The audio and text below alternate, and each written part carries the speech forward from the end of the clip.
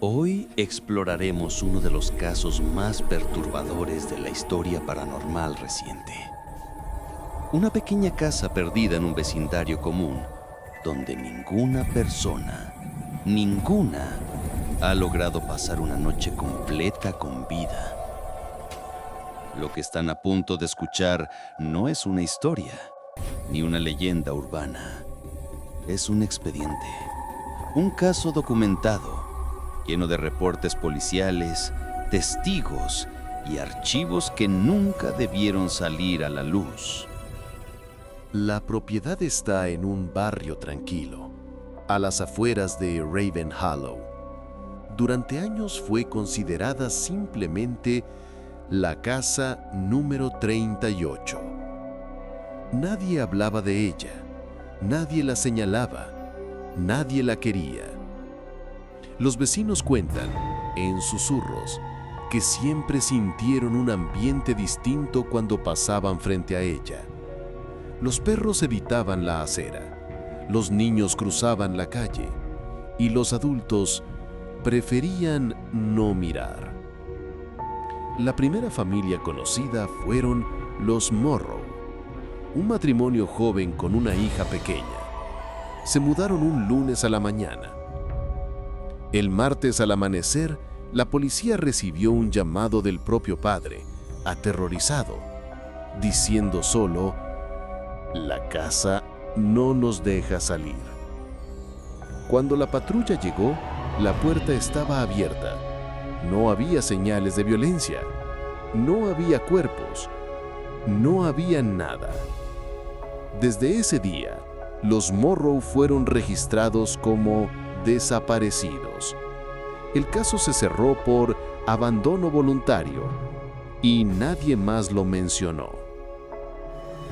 8 años después, un hombre llamado Daniel Draper, profesor de física, alquiló la casa por un mes. Era escéptico, racional, obsesionado con desmontar rumores. Sus notas, encontradas después, describen la primera noche. Golpes en las paredes, a intervalos irregulares. Luces que parpadean sin patrón eléctrico. Susurros detrás de la puerta del sótano. 3 voces. La sensación clara de ser observado. Daniel no logró completar la madrugada. Al día siguiente, fue encontrado en su automóvil, con el motor encendido, mirando fijamente al frente. No podía hablar. Nunca volvió a pronunciar una sola palabra. En 1990, la propiedad pasó a manos del Estado. Se intentó un peritaje, del cual solo un fragmento se filtró. Se percibe una presión atmosférica anormal en el interior. Las habitaciones parecen más frías que el exterior, incluso en verano. El sótano no debe abrirse bajo ninguna circunstancia. Nada más se sabe. El resto del documento está cubierto por tinta negra. Los habitantes del sector hablan de una habitación en la segunda planta. Dicen que solo aparece en ciertas noches. Una puerta que no existe durante el día, pero que aparece exactamente a las 2:13 de la mañana. Todos coinciden en 2 detalles. La puerta se ve más antigua que la casa. Y desde el interior sale un olor a tierra húmeda. Nadie ha logrado abrirla, y quienes lo intentan aseguran escuchar pasos detrás de la pared. En 2003, un investigador independiente colocó cámaras en cada rincón de la casa. La grabación duró solo 47 minutos. En ese tiempo se escucharon pasos en el pasillo, respiraciones cerca del micrófono, golpes en el techo, voces que parecían repetir el nombre del investigador. Las cámaras se apagaron todas al mismo tiempo. El investigador huyó sin recoger su equipo. Lo único que alcanzó a decir antes de irse fue: esa cosa no vive en la casa. La casa vive en nosotros.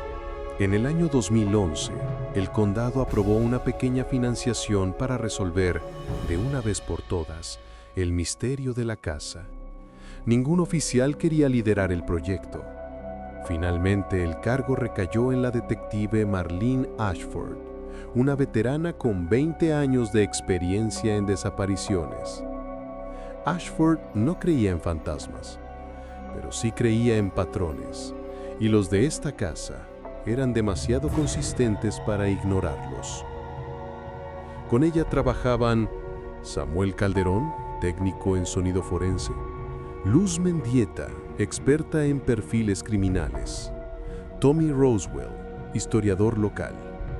Este equipo sería el primero en entrar con una meta clara: descubrir qué ocurrió dentro de las paredes de esa casa durante más de 4 décadas.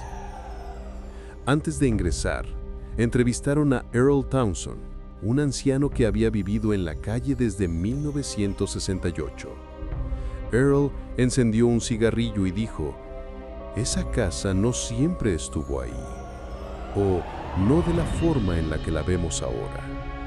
Explicó que, según su abuelo, en ese terreno hubo una cabaña mucho más vieja, de finales del siglo XIX. Una familia llamada los Hargrove vivió allí aislada del resto del pueblo. La cabaña desapareció misteriosamente después de un incendio en 1912, pero nadie recuerda haber visto el fuego. Earl añadió: «A veces, cuando la noche está muy quieta, parece que la casa respira». Tommy Roswell, el historiador, descubrió un documento de 1910 perteneciente al extinto hospital psiquiátrico. El documento contenía el nombre de Evelyn Hargrove, la hija menor de los Hargrove, ingresada por episodios de violencia extrema y supuestas visiones premonitorias. Las notas médicas afirmaban que Evelyn repetía siempre la misma frase: «Quieren entrar y necesitan una casa para quedarse». No había más información. Los Hargrove murieron poco después, según registros incompletos. Pero había una frase subrayada por el médico: «La familia afirma escuchar voces debajo del suelo de su hogar». Luz Mendieta encontró un mapa antiguo en la biblioteca municipal.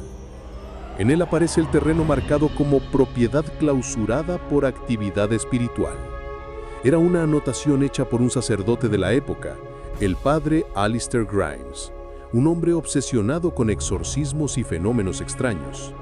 La anotación original decía: «El mal bajo esta casa no pertenece a una familia, sino a un pacto». El mapa mostraba algo inquietante. Debajo del terreno existía una pequeña red de túneles, mucho más antigua que la casa moderna. Ya en la casa, la detective Ashford notó que el sótano tenía paredes de piedra antigua, no de concreto. Piedra, del mismo tipo usado en construcciones del siglo XIX. El técnico en sonido registró un audio de baja frecuencia que provenía del subsuelo, como si algo estuviera moviéndose, no rascando, no golpeando, sino arrastrándose. Mientras grababan, Tommy encontró una inscripción tallada en la piedra: «Dejar pasar, 1899». La detective preguntó: «¿Dejar pasar qué?».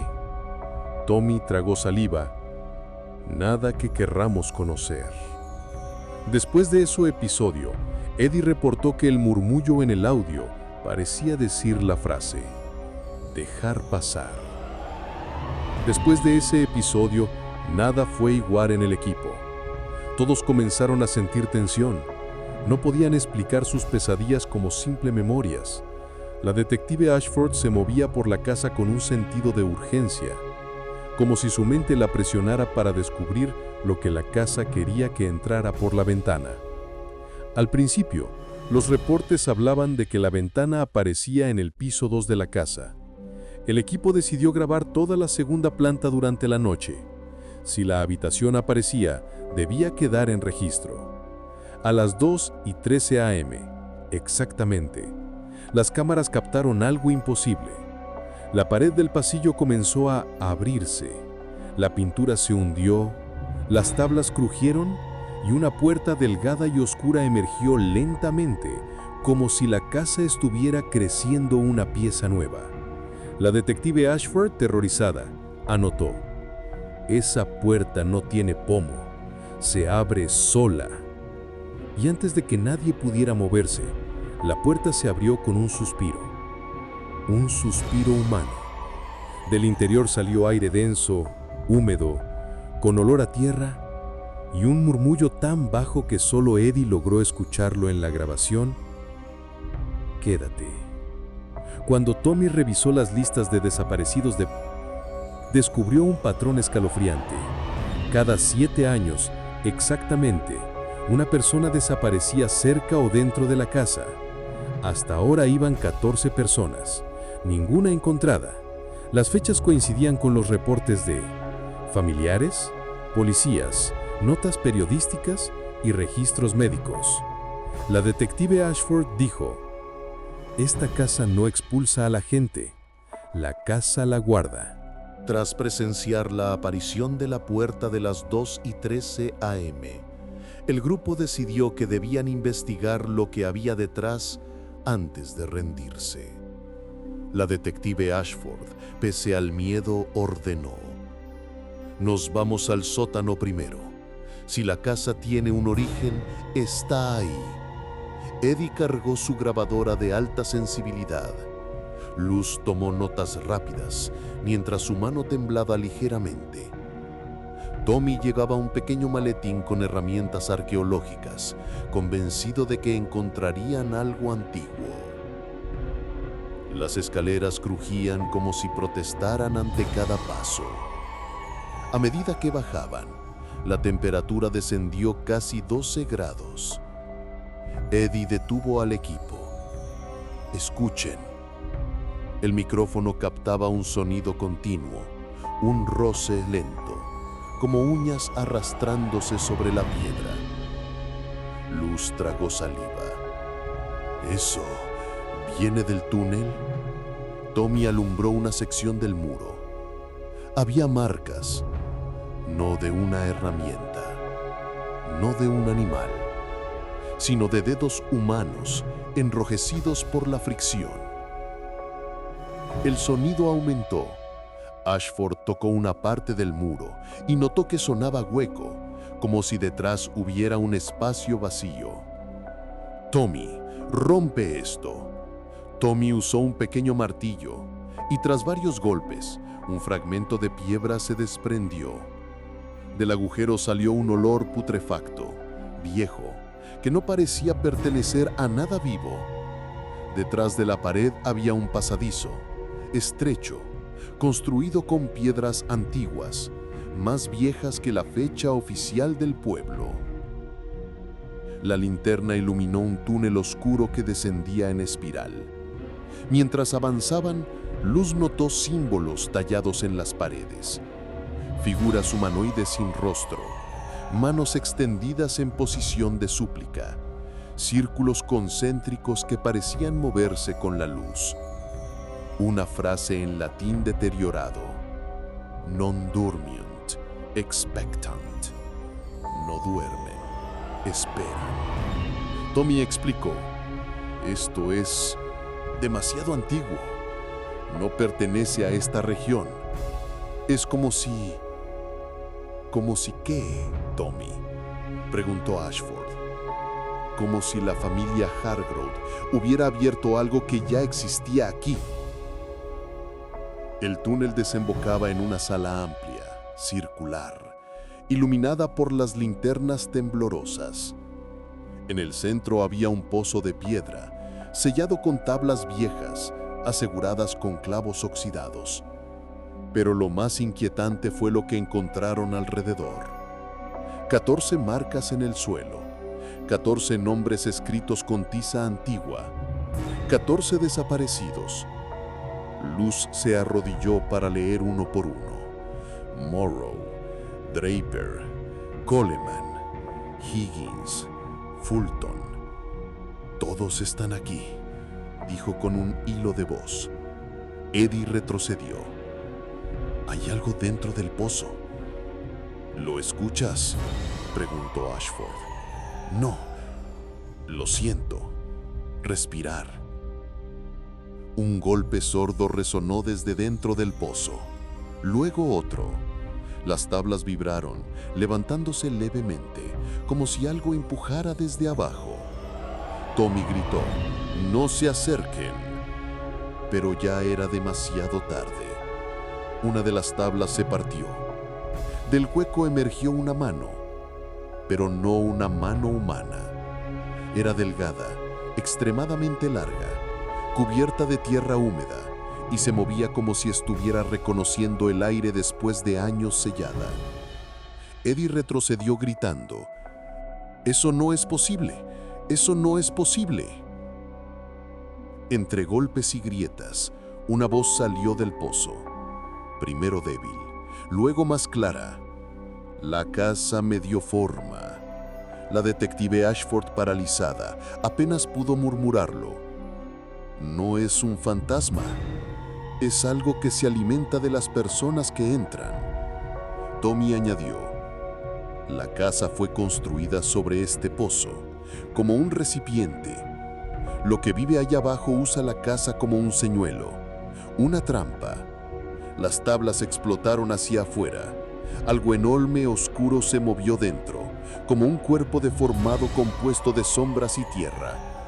El equipo corrió por el túnel, pero el sonido detrás de ellos hacía imposible olvidar que aquello los seguía. Cuando llegaron al sótano, la puerta se cerró sola con un golpe violento.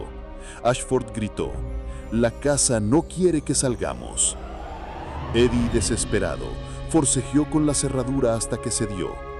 Una vez fuera, todos corrieron hacia la calle sin mirar atrás.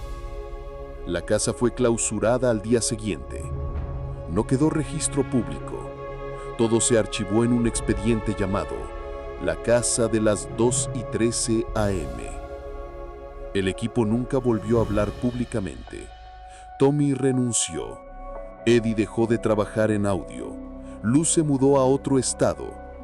Ashford, la detective, escribió una frase antes de retirarse para siempre. No sobrevivimos porque escapamos. Sobrevivimos porque la casa todavía no nos eligió. Este caso sigue activo. La casa continúa ahí, esperando. Y cada 7 años vuelve a llamar a alguien más. Si quieres conocer más lugares prohibidos, más archivos ocultos, más historias que nunca debieron contarse, suscríbete ahora. Te prometo algo. Lo que viene es aún más oscuro.